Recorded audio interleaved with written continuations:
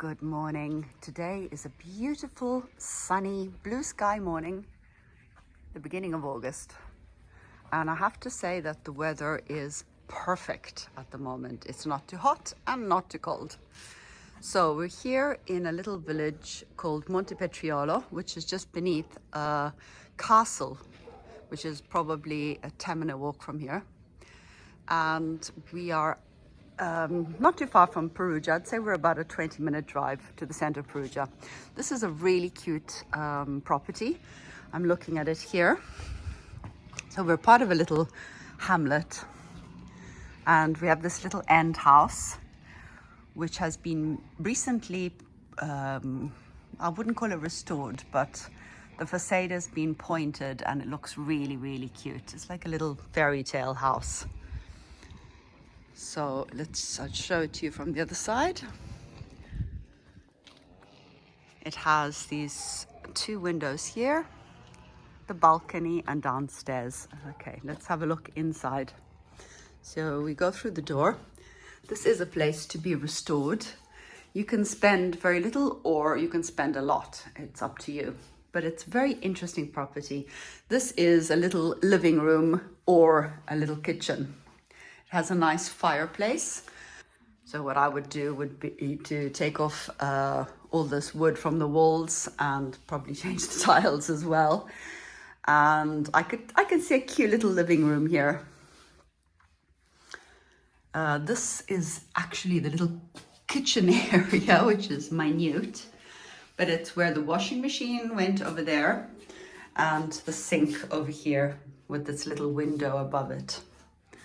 But what it could be is a little pantry off the kitchen, if you make this the kitchen. You could put the fridge in there, for example. And then this other room could be the living room. This is a much bigger room. It has lovely wooden beams and this niche for a bookshelf.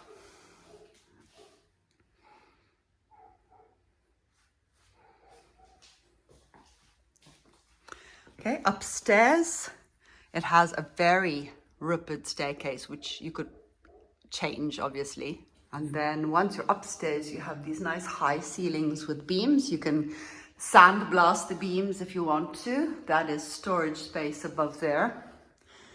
Here we have a bedroom where you could fit a queen-size bed and two bedside tables or a single bed. And then here we have another bedroom, again with these lovely beams and nice high ceilings, where you can fit a double bed. And then we have a balcony here. From here we can see the beautiful countryside around us, and we can also see this big outbuilding right in front of us. This belongs to the property, and this is part of the really interesting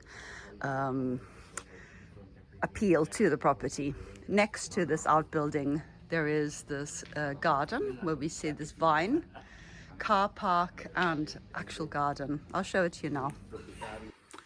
And of course there's the little bathroom, and it is very tiny. What I would do here would just have a sink and a toilet, or you could just have a big shower and a sink. So leaving the door behind me, let's walk straight across the road into this outbuilding. So that's the front door I've just come out of. And immediately opposite, we have this really nice sized room. So the way I see it is that you could make these two buildings part of the same property. I think it would be really nice to have a kitchen in here, for example, or the living room in here, and then walk across into the main building. We already have water and electricity, and I'll just show you on the other side. So this is the back of that outbuilding I was just standing in right this minute. That's the house we were looking at. So we looked at the room, which is over there with that window looking out onto the garden. Then immediately next door is this garage, which could be further living space by opening a door here and turning this garage door into a big glass door, for example. So you could continue the space that way. Here opposite, you can see there's a garden.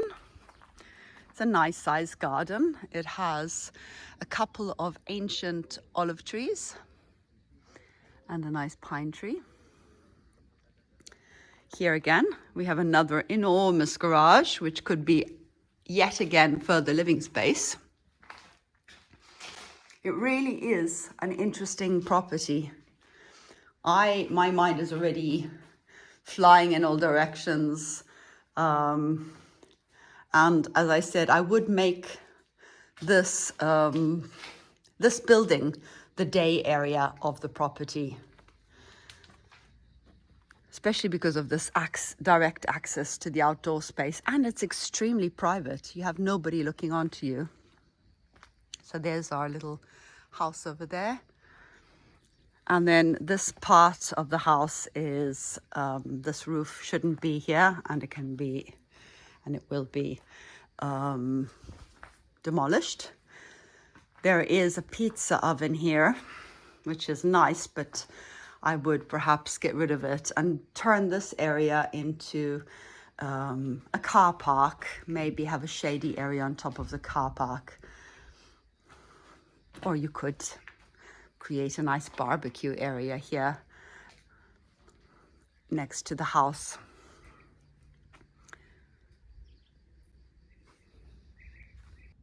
Now, if the property itself wasn't interesting enough, this plot of land is amazing. I'm standing on a beautiful plot of land, which is only a 2-minute walk from the property itself. And there are about 5 lines of grapes, which is where I'm standing right this minute.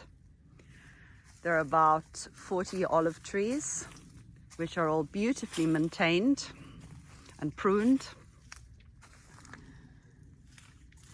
And it's just an absolutely amazing piece of land. Look at the views. It's just a lovely spot to spend time, whether it is harvesting the grapes or picking the olives, or even just having a picnic. It's really, really special. And it goes way up the hill.